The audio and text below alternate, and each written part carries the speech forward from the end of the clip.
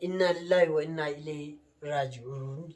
Egaa kabajamtoota hordoftoota daawwattoota keenyaa kun akkana jira akkuma Citiin bakka tana jirtu kan namni ibsaa dhahe hin beekamini ka Abdii fi Maammeen iddoo san jiran haadha mana isaa waliin maali?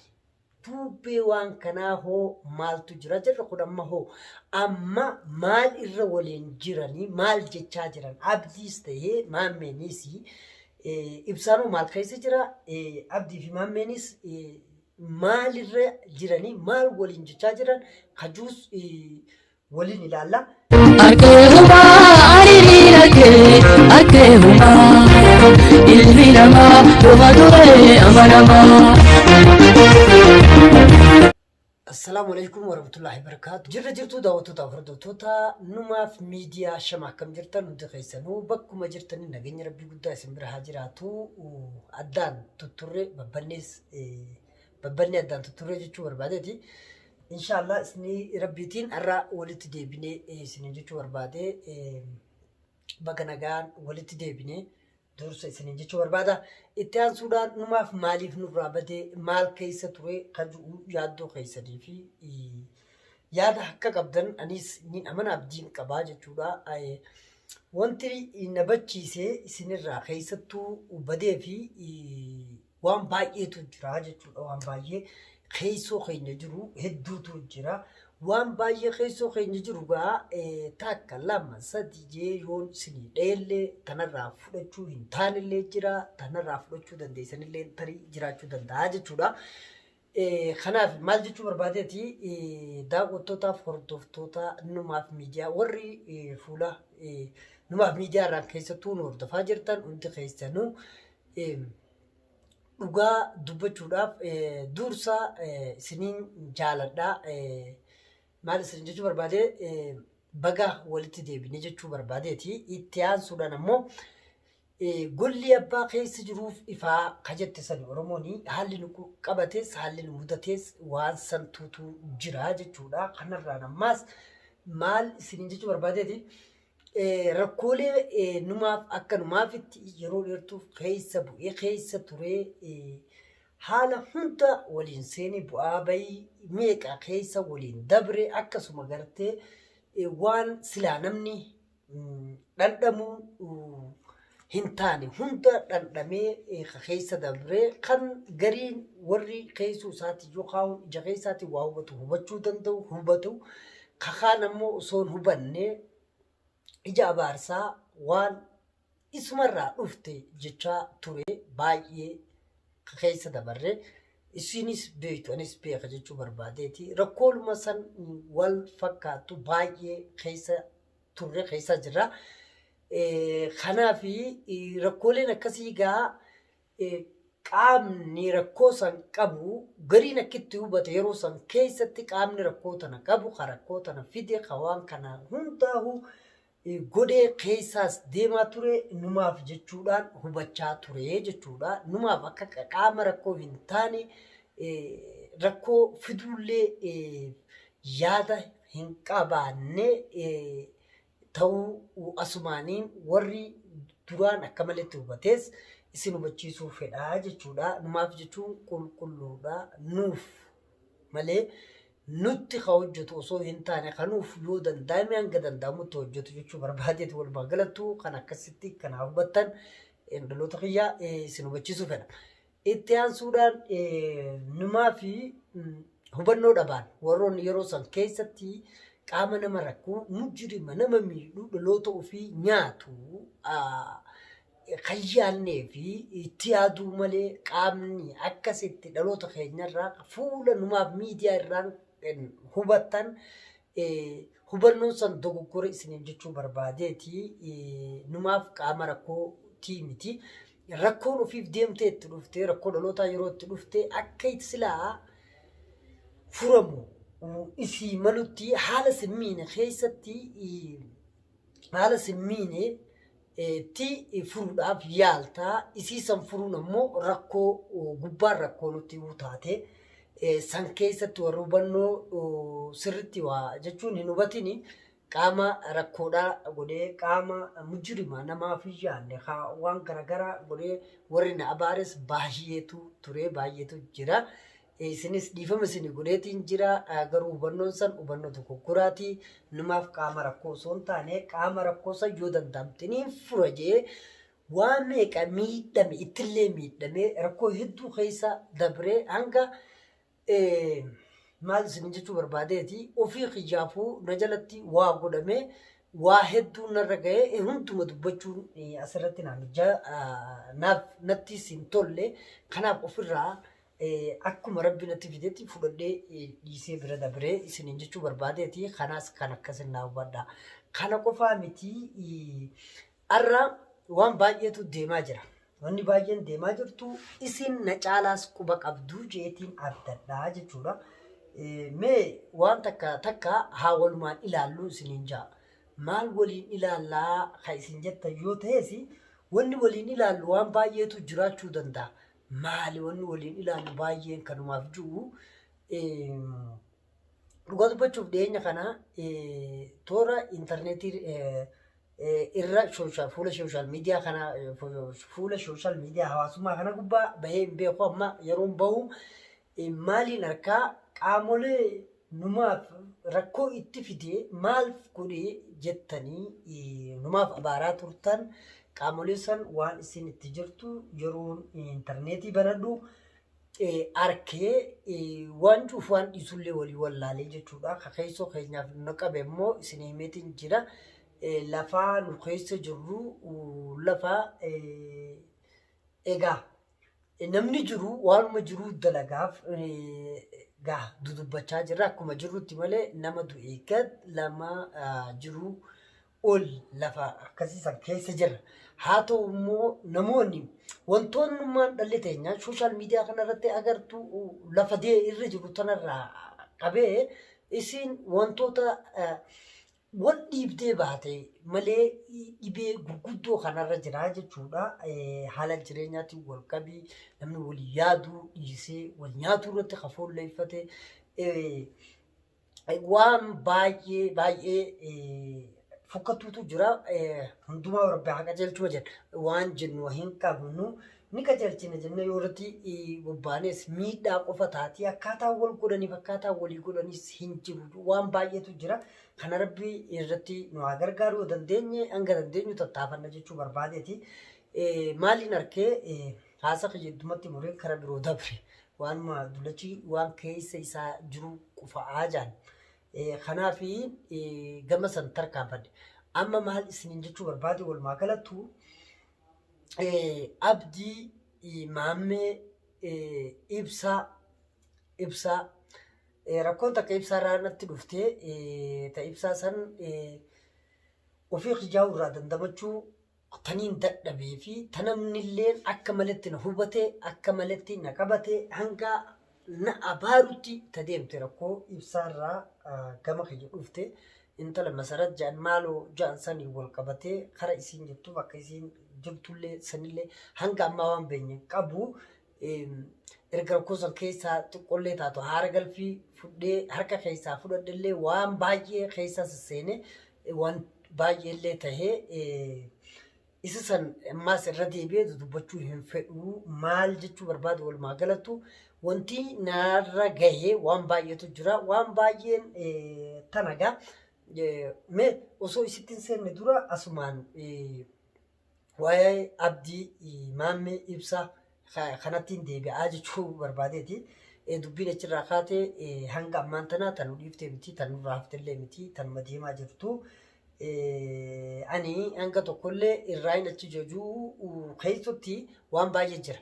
Tan dhiisiin jechuudha. Isiin tun ichiti yoo dandeesse qabdi isiisan suuta kaagaa isinii tuquun taha.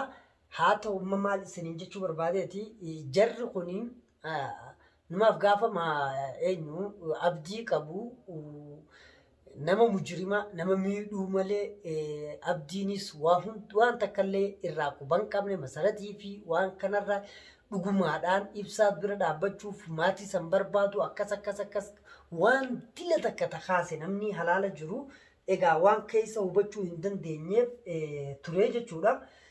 wanti kaasame san hundi hoo dhiiroo hagam dhugaadha amma hoo waan sanirra wanti nuu gale jira haju'u wanti nuu gale jira haju'u dubbachuu barbaadaa jechuudha. Abdiin amma maal keessa jira qaamni yeroo san mucaa Mubaarak barbaacha mucaa ibsaa barbaacha haala hunda keessa ture hanga waan keessa ture walumaa galattu ana caalaa isintu hubata kana jechuun barbaadu. Inni sanii yeroo Mubaarak bahee akka maletti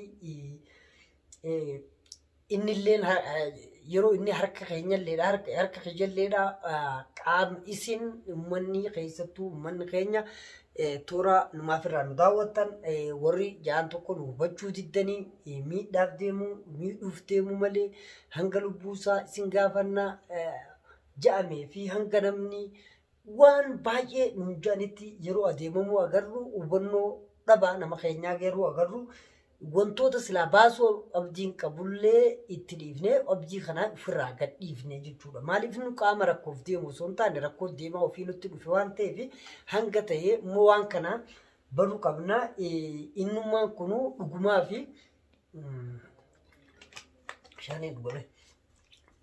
fi waan kana jala deemu jiramoo fakkeesseeti miidhaaf deema haju'u masarattunis yeroo waa gaafatan isaan kun hundi harka wal keessaa qabaachuu walii yaada qabaachuu walitti dhufeenyi isaanii waluma isaaniitiif cimaa ta'uu kaafti yeroo sanitti akkasuma wal dhabdeerraa baqattee yeroo dhuftutti haala jiru abdiin irraa dhaabbatu jennaan haala hin taane keessa seene.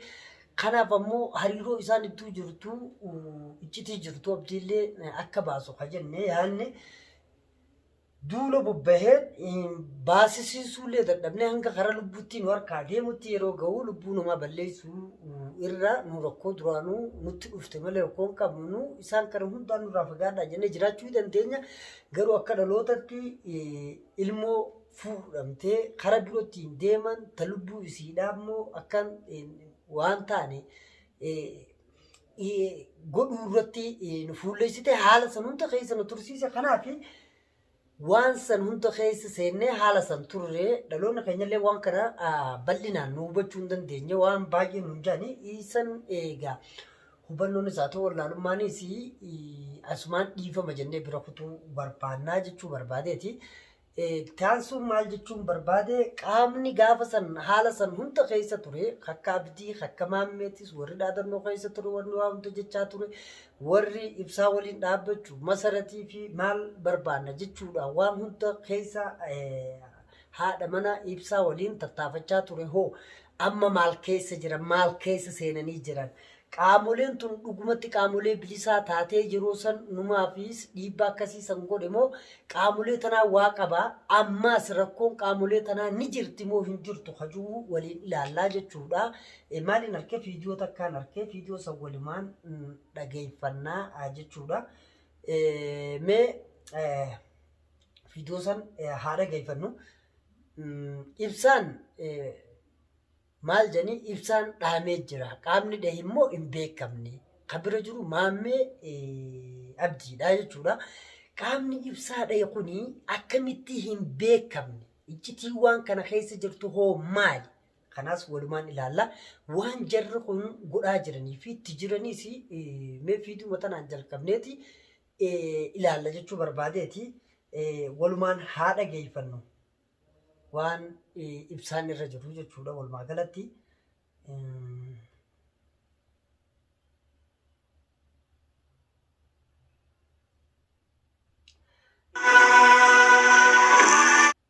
Inna lillahi wa inna ilayhi raaji'uun.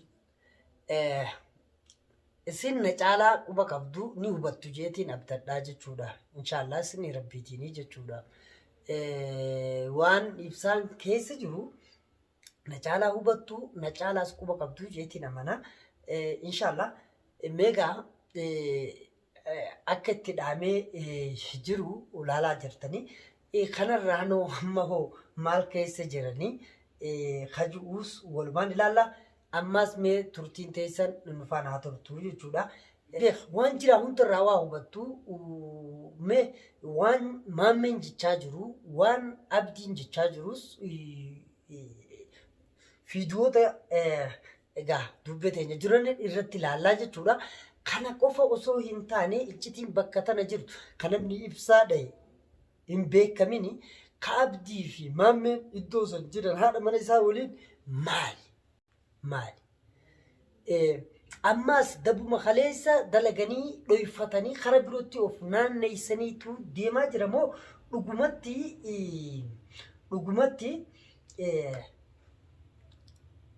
diinota baay'ee ibsaan qabaatee nama hedduu miidhee dhahamee isaan hanga ammaan tanaa kana jechaa jirani. Kanaas kan waliin ilaallu ta'a. Egaa mee fiidiyoo tan dhageeffanneeti hanga xumuraa ilaalle walitti deebinaan isiniin jaa qophiin teenya fiidiyoo tana waliin nufaa taatu. Egaa kabajamtoota hordoftoota daawwattoota keenyaa kun akkana jira akkuma hospitaala yookaan mana yaalaa geessinetti achuma ciisaa jira jechuudha. Guyyaa har'aa yeroo birraa taatee baasaa jedhanii jirani. Kana amma doktorri irraa jijjiira. Kana irraa jijjiiree kanallee laalee kanas laalee kanas irraa jijjiiree akkasitti kan fuunee deemnu ta'a jechuudha. Zainab dhufaa jirti. Ni dhufti xiqqoo booda. Dhufaa jirti. Egaa Oromootiyaa fiidiyoo tana dhageeffattanii jirtan jeetiin abdadhaa jechuudha. Egaa maammeen maal jechaa jira? Maal ibsaa miskiina kiyya. Egaa rabbis waliin haa jiraatu siin jaa waan siin jiru hin qabu hamtu sirraa qabu ammallee rabbiin si bira haa jiraatu siin jaa si haa fayyisu madaallee madaa heenaa si haa godhuu siin jaa ibsaa kiyya. Maal jedhanii adurreef taphaa hamtuutaaf lubbuudha jette Oromoon. Amma maal jechaa jira ibsaa miskiinni kuni maammee Zainab hin dhufne jechaa jira. Gaafachaa jira jechuudha. Gaafachaa jira.